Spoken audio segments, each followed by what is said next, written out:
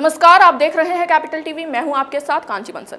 ज्योतिरादित्य सिंधिया के बाद कांग्रेस सांसद राहुल गांधी की टीम से एक और बेहद अहम विकेट गिरा है। कांग्रेस नेता और पूर्व केंद्रीय मंत्री जितिन प्रसाद आज बीजेपी में शामिल हो गए हैं। केंद्रीय मंत्री पीयूष गोयल ने जितिन प्रसाद को पार्टी में शामिल करवाया है। ये रिपोर्ट देखिए। पूर्व केंद्रीय मंत्री जितिन प्रसाद ने कांग्रेस का साथ छोड़कर बीजेपी का दामन थाम लिया है। केंद्रीय मंत्री पीयूष गोयल ने जितिन प्रसाद को बीजेपी की सदस्यता दिलाई।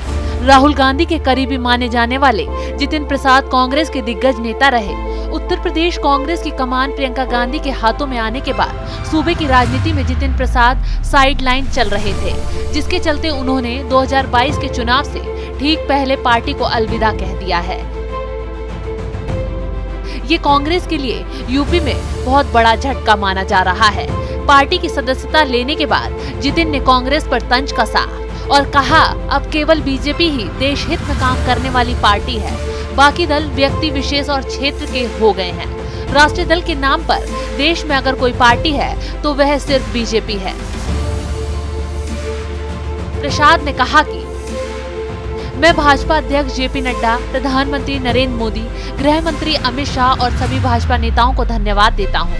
आज मेरे राजनीतिक जीवन का एक नया अध्याय शुरू हो रहा है। मेरा कांग्रेस से 3 पीढ़ियों का नाता रहा है। ये अहम निर्णय विचार और मंथन के बाद लिया। सवाल ये नहीं है कि मैं किस दल को छोड़कर आ रहा हूँ, सवाल ये है कि किस दल में जा रहा हूँ और क्यों जा रहा हूँ। कुछ सालों से महसूस किया है कि आज देश में असली मायने में कोई राजनीतिक दल है तो बीजेपी है।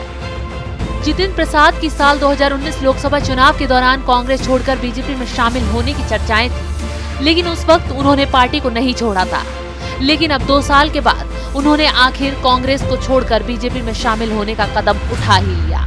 यूपी की राजनीति में जितिन प्रसाद को बड़े ब्राह्मण नेता के तौर पर माना जाता है। कांग्रेस में रहते हुए जितिन प्रसाद ब्राह्मण चेतना मंच नाम से एक संगठन बनाकर ब्राह्मणों की राजनीति करते रहे हैं। वे उत्तर प्रदेश के बड़े ब्राह्मण चेहरे के तौर पर जाने जाते हैं। शाहजहांपुर, ललितपुर और आसपास के इलाकों में उनका आंशिक प्रभाव है और वे वहां भाजपा को लाभ पहुंचा सकते हैं।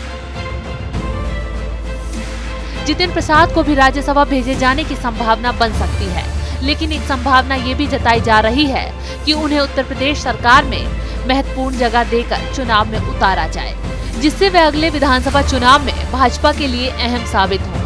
जितिन प्रसाद कांग्रेस के दिग्गज नेता जितेंद्र प्रसाद के बेटे हैं।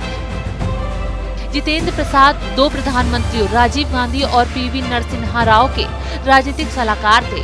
इसके बाद पिता जितेंद्र प्रसाद की राजनीति विरासत को जितिन प्रसाद ने संभाला।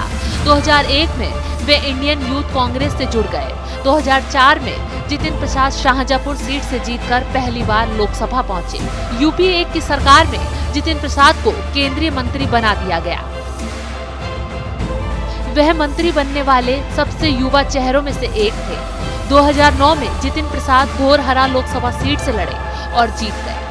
यूपी 2 में जितिन प्रसाद को पेट्रोलियम और सड़क परिवहन जैसे अहम मंत्रालय की बतौर राज्य मंत्री जिम्मेदारी मिली थी। साल 2014 का चुनाव जितिन प्रसाद हार गए। इसके बाद से ही जितिन प्रसाद के राजनीतिक सितारे गर्दिश में चले गए थे।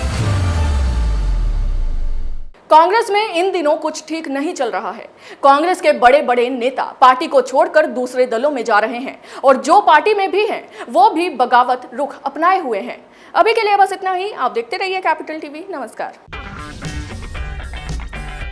अगर आपको हमारा वीडियो पसंद आया हो तो इसे लाइक करें, हमारे चैनल को सब्सक्राइब करें और हाँ, बेल आइकन दबाना ना भूलें ताकि आप तक हमारे वीडियो की नोटिफिकेशन पहुंचती रहे। आप अपना सुझाव हमें कमेंट बॉक्स में दे सकते हैं। हमारे साथ जुड़ने के लिए शुक्रिया।